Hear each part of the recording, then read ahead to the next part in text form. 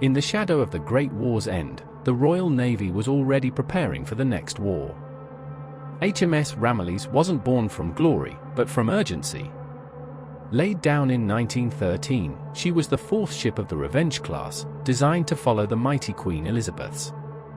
But where those ships were swift and aggressive, HMS Ramillies was built with a different doctrine: more armor, less speed.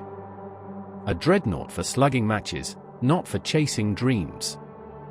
Launched in September 1916 and commissioned in 1917, Ramillies arrived too late to take part in the Battle of Jutland. The guns of that great clash had already fallen silent. Instead, she joined the Grand Fleet as it resumed its long watch in the North Sea, holding position, daring the German High Seas Fleet to come out again, but they never did. The war ended with her still pristine, untested by battle, but not unwelcome. She represented Britain's continued dominance at sea, and the heavy steel curtain that would ensure peace through power. But peace, as always, was temporary. The interwar years saw HMS Ramillies shift from the cold tension of Europe to far-reaching deployments across the empire. She was a symbol, a reminder to allies and enemies alike, that Britannia still ruled the waves. Yet time was unkind. Naval warfare was changing rapidly, and ships like Ramillies, with their thick armor and slow pace, were falling behind. She received a refit in the early 1930s, but it was modest.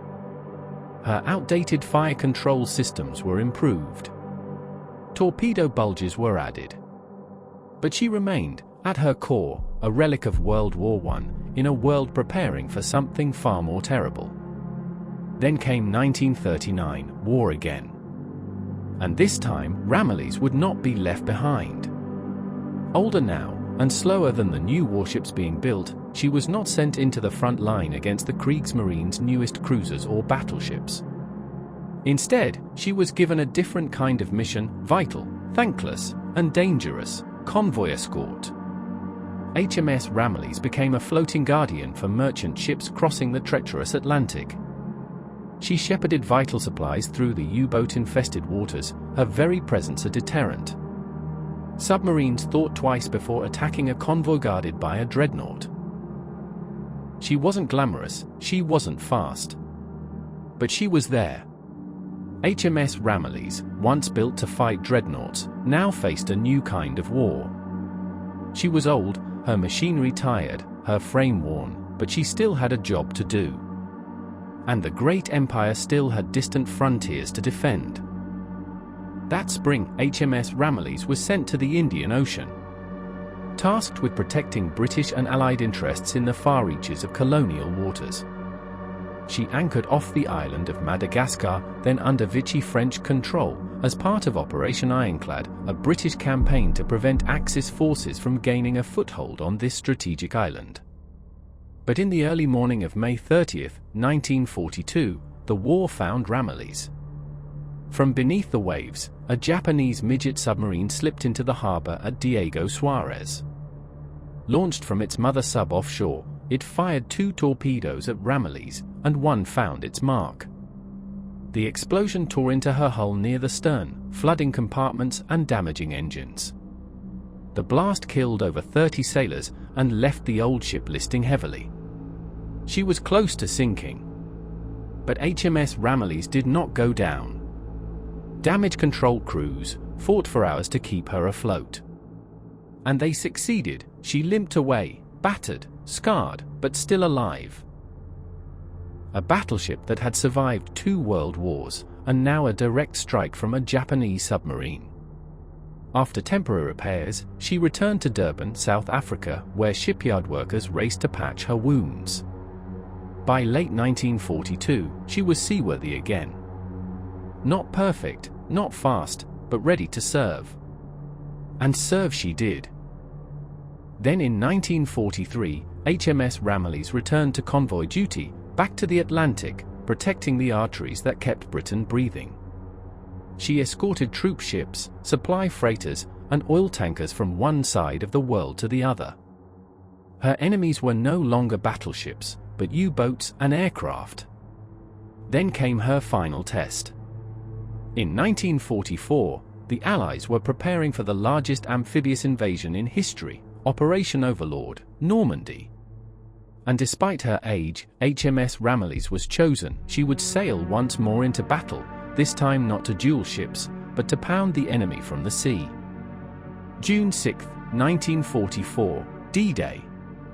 Off the coast of Normandy, the sea was alive with ships, thousands of them, gathered for the greatest seaborne invasion the world had ever seen. Among the armada stood an aging warrior, weathered, slow, scarred from years of service, HMS Ramillies. She took up position off Sword Beach. Her orders were clear: open fire before the soldiers land, keep the German defenses pinned down. Don't stop until the beach is ours. And she didn't. At precisely 5:30 a.m., her 15-inch guns thundered to life, launching shell after shell into German strongpoints, bunkers, and artillery positions. Her fire was accurate, relentless, and vital. Infantry on the beach called her a lifesaver. To the enemy, she was a storm from the sea. Ramillies fired over 1,000 rounds during the Normandy campaign, shaking the very coastline. For days, she remained on station, supporting advancing troops. Then, weeks later, she was shifted to the south of France to support Operation Dragoon, the second Allied landing. Once again, Ramillies roared. She wasn't fast, she wasn't flashy, but she did her job with all the fury of the old guard. As the war wound down, HMS Ramillies returned to Britain. Her engines were tired, her guns worn, her time had come. She was decommissioned in early 1945. Unlike some of her sister ships, she was not preserved. There were no museums. No final voyage. Just a quiet end for a ship that had served longer, fought harder, and endured more than anyone ever expected. In 1948, HMS Ramillies was sold for scrap. Her hull was broken apart, her guns dismantled, the steel that had shaken Normandy, survived torpedoes, and outlasted 2 world wars, was gone. But her legacy was not. Ramillies never had a major gun duel with another battleship. She never earned the headlines like Hood or Rodney. But she stood where it mattered, and when it mattered. A survivor, a workhorse.